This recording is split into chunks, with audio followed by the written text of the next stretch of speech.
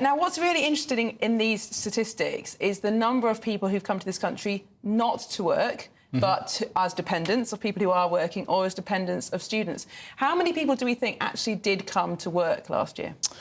Well, if you look at the net migration figures for the past 3 years, you'll find there's about 3.1 million visas handed out. Only about 500,000 of those have actually been... 500,000, so a sixth? Yeah. 1 in 6? Pretty much, yeah. I mean, you've got to realise that mass immigration isn't just a function of labour markets and the desire for cheap labour. It's also related to humanitarian visas. You know, Global Britain was a big idea for the Tories.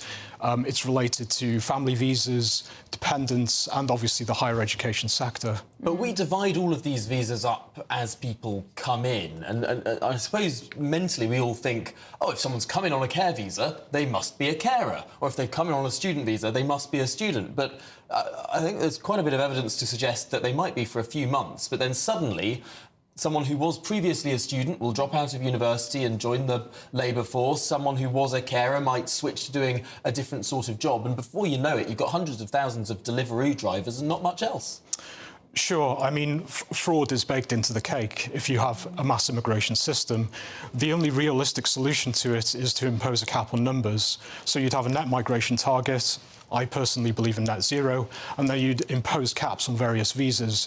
Most of them would have to be bureaucratically rationed, but, you know, private sector, you could auction them. Hang on, this net zero migration thing, are we really going to erect some sort of Berlin-style wall around the UK and say, oh, you can't leave the country until someone comes in, because we've got to have this net zero number? I mean, that's silly. Not really. I mean, it's a target. You can't control emigration. Yeah. But net zero isn't net gross migration. It's where inflow is brought roughly in line with outflow.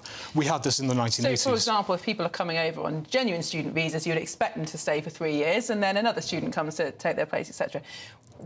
The counter-argument to that would be that we have a declining birth rate, we don't have enough young people born in Britain coming into the workplace when they're 18 or 21 to replace those who are retiring. So some people would say, we need this migration, otherwise our labour force will just be too tight. What would you say to that? The problem with that is biology. Migrants grow old too. So in the long term, you're not really making a difference to the dependency ratio. There are also ways of adapting to an ageing society through the tax system, new technology, higher productivity. I mean, Japan has issues, but has adapted reasonably well. Yeah, I mean, Japan has had huge issues with economic growth, dynamism, and I think quite a bit of emigration as well. I suppose the risk here is that when we had net zero migration in the 70s, 80s, I think in some years we had negative net migration. That was the correlation of that was with an economy that was known as the sick man of Europe. I suppose the silver lining of having millions of people who want to come to the UK is because the economy of the UK is more healthy than it was 50 years ago. There are more jobs than there were 50 years ago. How do we best balance those two competing issues? I wouldn't describe it as a silver lining because there's always a danger of killing the goose that lays the golden egg. So if you want high productivity, you need an economy with high human capital, intelligence, skills and high levels of trust. The only way to enforce that system is through elite levels of migration. You need a cap and you need thresholds that are appropriate for that. There's often stories in the papers about how British people won't do low-paid work anymore, whether that's, you know, warehouse work, care work. Do you think that's true? Do you think if we did have a cap or even a net zero migration, do you think British people would do those jobs? Would wages rise? How would we get around this low-skill work problem?